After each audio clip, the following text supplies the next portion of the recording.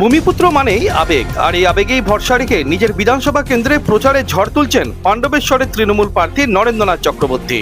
কখনো বৃদ্ধাকে জড়িয়ে ধরে এক মায়ের স্নেহময়ী আদরের স্পর্শ পেতে চাইছেন, আবার কখনো নিজেই আবেগে ভেসে গিয়ে ঘরের ছেলে হয়ে পাশে থাকার বার্তা দিচ্ছেন। রাজনৈতিক মহল বলছেন এটাই এক প্রার্থীর কাছে অনেকটা প্লাস পয়েন্ট হয়ে দাঁড়ায় ভোটের সময়।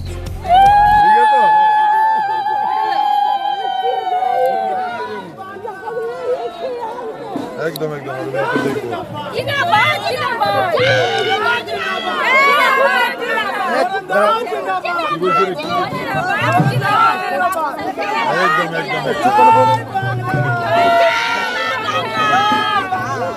ভোটের দিন যত সামনে আসছে তার জয়ের মার্জিন ততই বাড়ছে বলে দাবি করলেন পাণ্ডবেশ্বরের তৃণমূল প্রার্থী নরেন্দ্রনাথ চক্রবর্তী।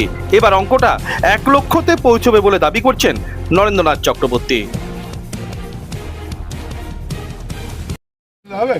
আমি 1 লাখ ভোটে জিতবো, একদম নিশ্চিন্ত থাকবো।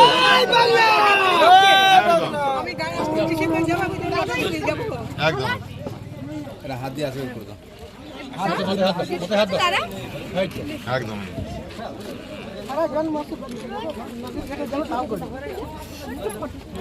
চলো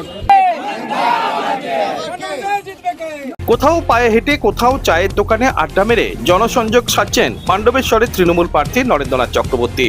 মানুষের সামনে তুলে ধরছেন লক্ষ্মীর ভান্ডার থেকে শুরু করে রাজ্য সরকারের নানা সামাজিক দাবি করছেন উন্নয়নের নিরিখে তৃণমূল ফের বাংলায় ক্ষমতায় আসবে। আর ভোটের সময় নয়, সারাটা বছর মানুষের সুখ দুঃখে পাশে থেকে তিনি মানুষের হয়েই থাকতে চান বলে দাবি করছেন নরেন্দ্রনাথ চক্রবর্তী।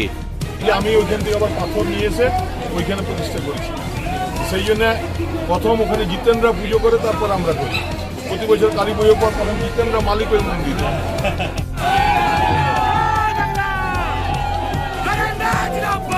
পাণ্ডবেশ্বর থেকে অনুরাধা সিংগুপ্ত রিপোর্ট, খাঁটি খবর।